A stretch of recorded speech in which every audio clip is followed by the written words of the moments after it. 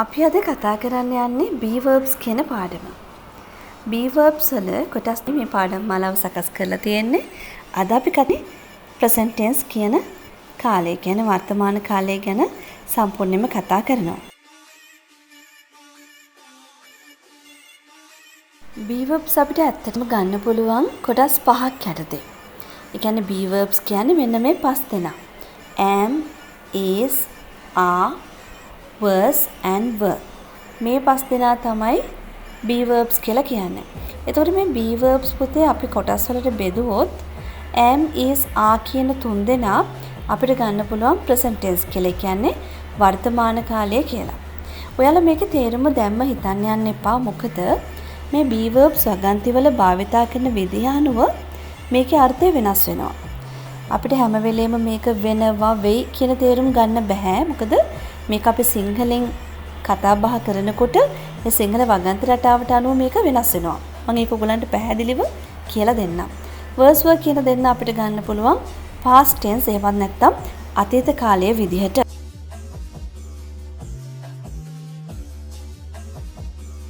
be verbs වල future tense එකට කියලා පුතේ ඇත්තටම be verb එකක් නැහැ.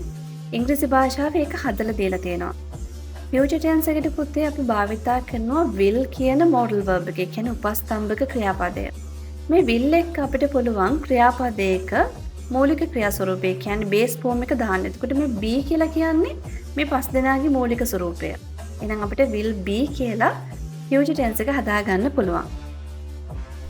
දැන් අපි ඉගෙන ගන්න යන්නේ am, is, are කියන present tense be verbs එක්ක සර්වනාම පද ටික එහෙම නැත්නම් වගන්තියක කර්තෘ පදේ කොහොමද නිවැරදිව භාවිතා කරන්නේ කියලා.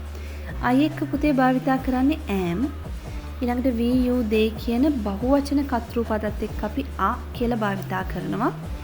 he, she, it කියන ඒකවචන කර්තෘ පදත් එක්ක is භාවිතා කරනවා. එතකොට මෙතන නැති කර්තෘ පදත් ඒකවචන බහුවචන බෙදලා අපිට is, are භාවිතා කරන්න පුළුවන්. අපි බලමු මෙන්න මේ වගන්තිය. I am a student.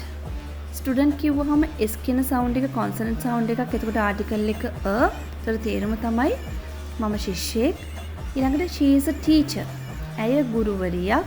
ඊළඟට බහුවචන වගන්තියක් දීලා තිනවා they are good. ඔවුන් හොඳයි. ඒතර පුතේ මේ කර්තෘ පදත් එක්ක be verb එක නිවැරදිව භාවිතා කරන හැටි වගේම මේ ලියන වගන්තිය දිහා චුට්ටක් බලන්න. මම ලියනවා she is engineer කියලා. engineer කියද්දි vowel sound එකකින් පටන් ගන්න word එකක් නිසා අපි එතෙන්ට and දානවා. එතකොට අපි she is a teacher, she is an engineer. දැක්ක නේද වෙනස මේ විදිහට වගන්ති හදනකොට පූර්ව පදේ නැත්නම් ආටිකල් එකත් නිවැරදිව භාවිතා කරන්න ඕන.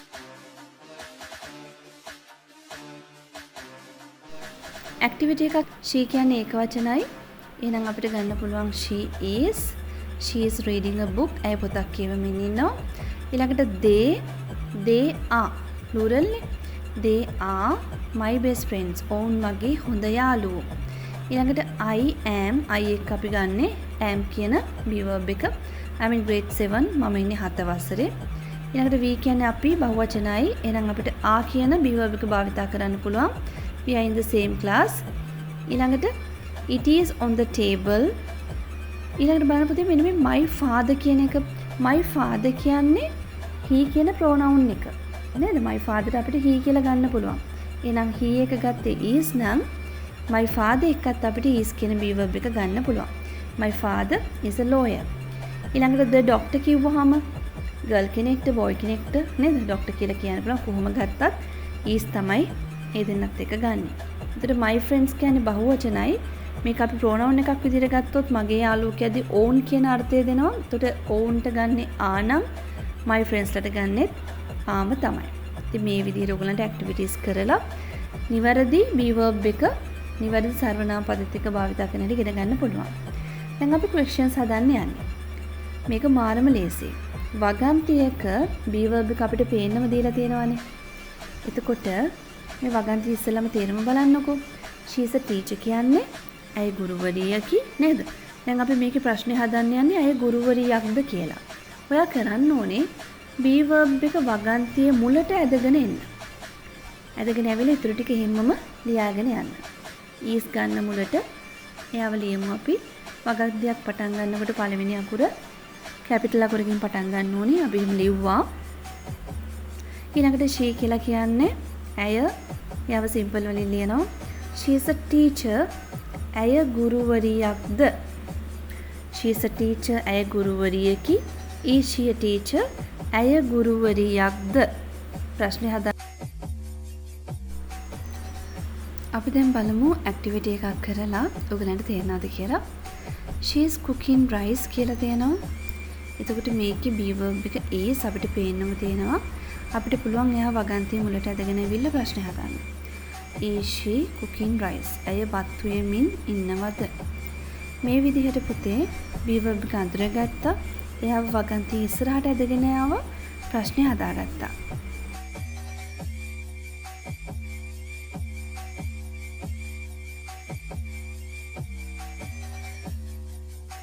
අපි ටෙන්සස් පටන් ගත්තාම මේ am is කියන be verbs වල තේරුම, ඒ වගේම තව විවිධ වගන්ති රටා ඉගෙන ගන්නවා. මේකේ තේරුම නිවැරදිව ගන්නෙ කොහොමද කියලා. දැනට pronoun එකත් එක්ක නිවැරදිව be verb එක භාවිතා කරන හැටි මතක තියාගන්න උත්සාහ කරන්න.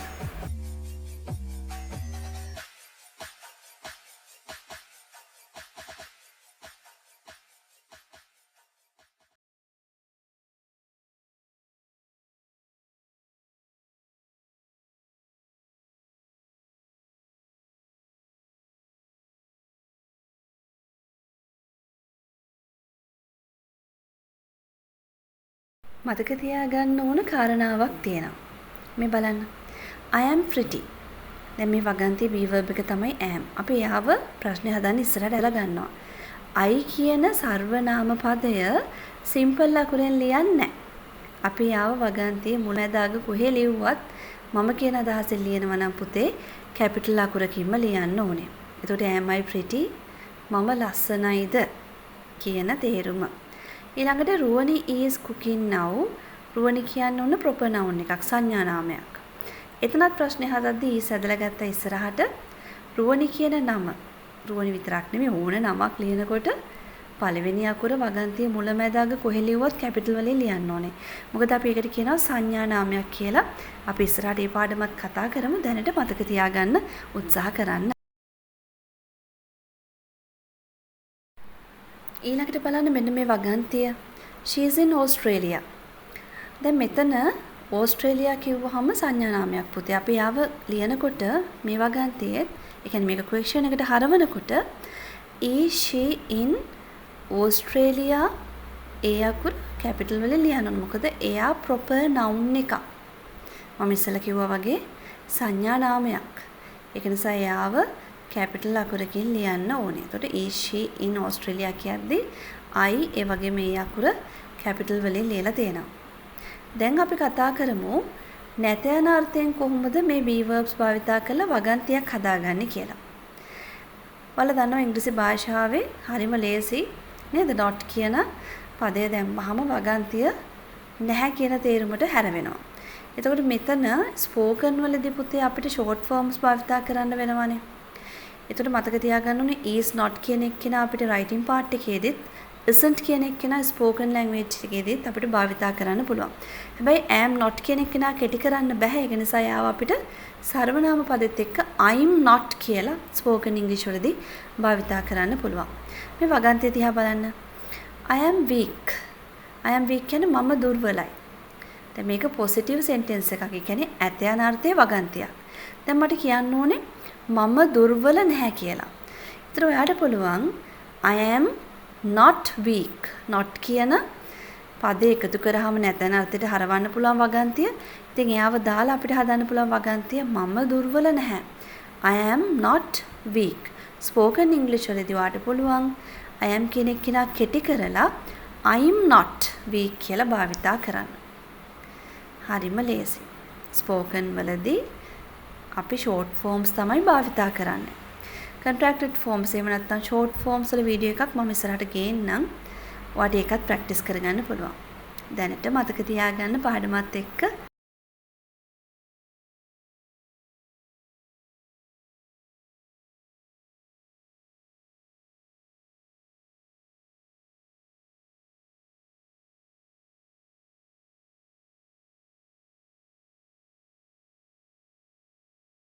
මේ ඇක්ටිවිටි එක බලන්න. මේකෙදි මම වගන්තිය ඔයගලන්ට not කියලා දාලා long form එකකිනුත් ඒ වගේම short form එක භාවිතා කරලා spoken language එකකිනුත් ලියලා පෙන්නනවා.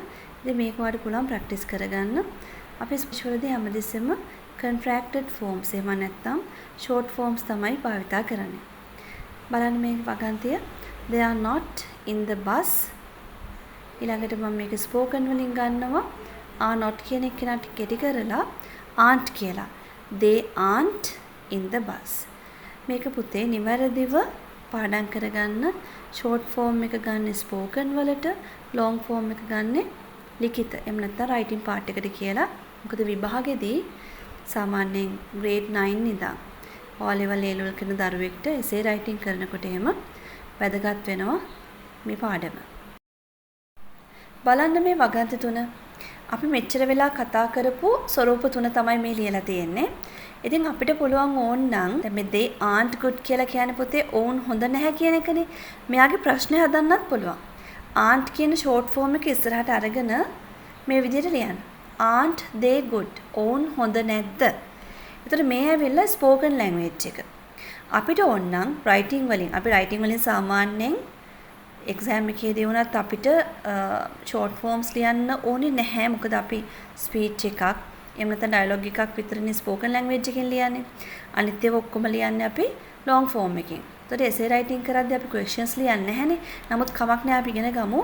මෙයාව long form එකෙන් ලියනවා නම් ආ විතරයි ඉස්සරහට ගන්නෙ. Are they not good? එතකොට මේ ඇවිල්ලා ලිඛිත භාෂාවෙන් ප්‍රශ්න හදන විදිය. ස්පෝකන් වලදී ඔයා භාවිතා කරන්න ඕනේ short form එක. aren't they good? පාඩමේ ඉතුරු කොටස අරගෙන තවත් වීඩියෝ එකකින් මුණ ගැහෙන්නම්.